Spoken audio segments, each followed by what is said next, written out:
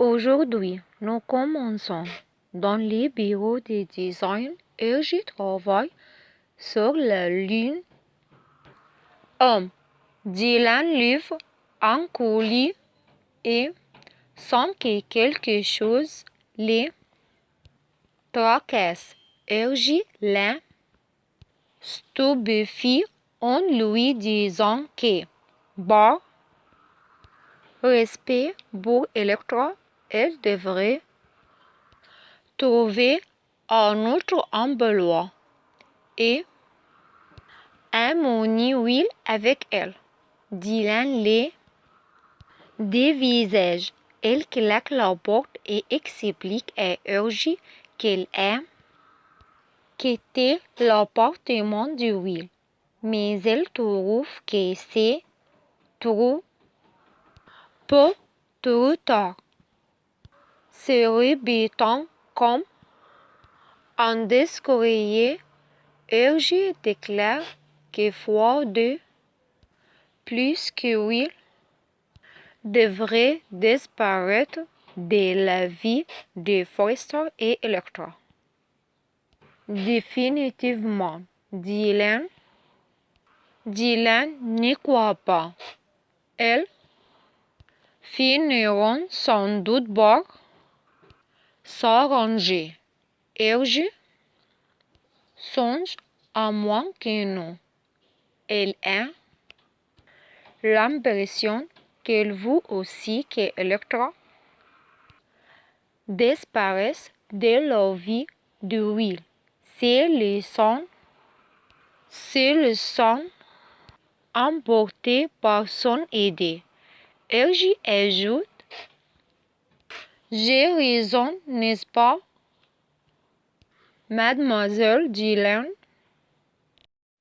Dylan insiste, il veut que Will soit heureux. Urgie espère que Electra restera ferme et ne laissera pas ses serpents revenir dans sa vie. Dylan proteste: Will n'est pas un serpent. Urgie sait qu'elle le veut pour elle seule. Avoue-le, Dylan. Tu veux la même chose que moi, que Will et Electra soient séparés.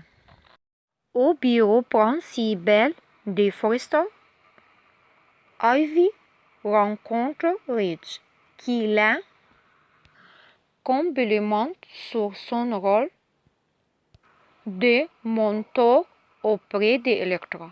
Elle répond de façon énigmatique qu'elle espère que cela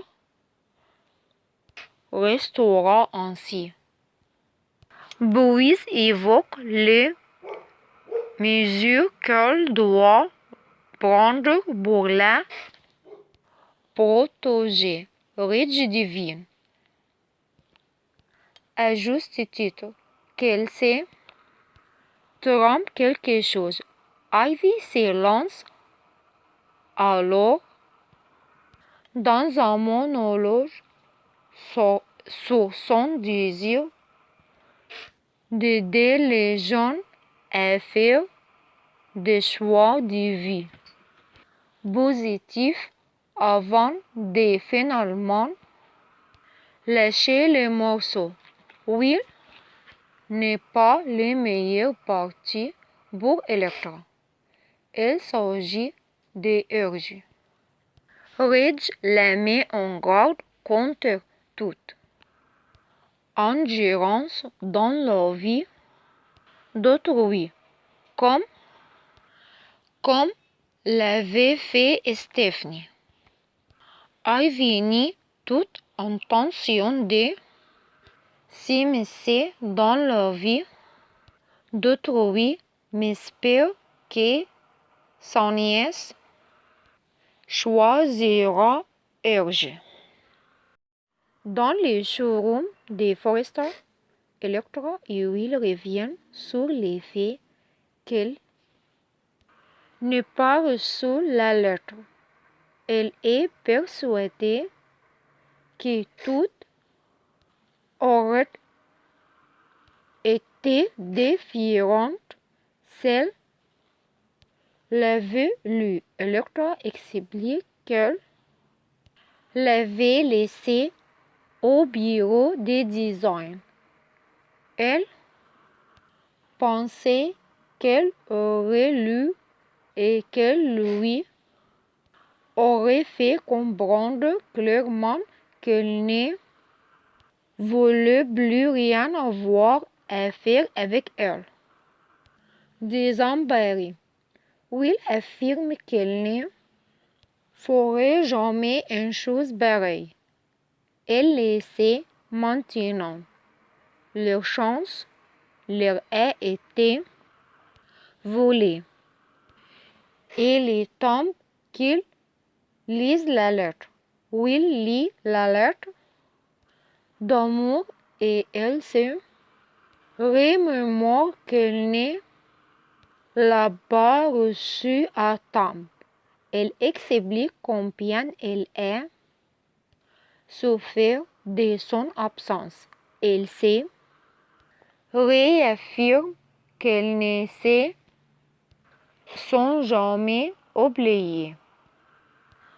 Après avoir passé en revue des détails du jour où Electra a laissé la lettre, oui, lui avoue enfin qu'elle a demandé à Dylan de partir ce jour-là.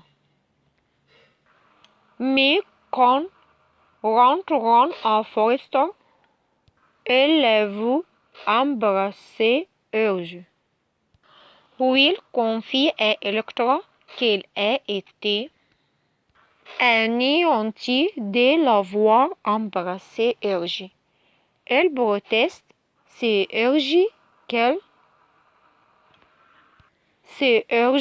qui l'embrassait. Elle et la tante de Will a été dévastée qu'elle ne soit pas venue. Elles portent tous deux un lourd fardeau de souffrance. Electra se lamente. Si seulement tu avais lu cette lettre, Will ne comprend pas. Pourquoi ne l'a-t-il pas lu?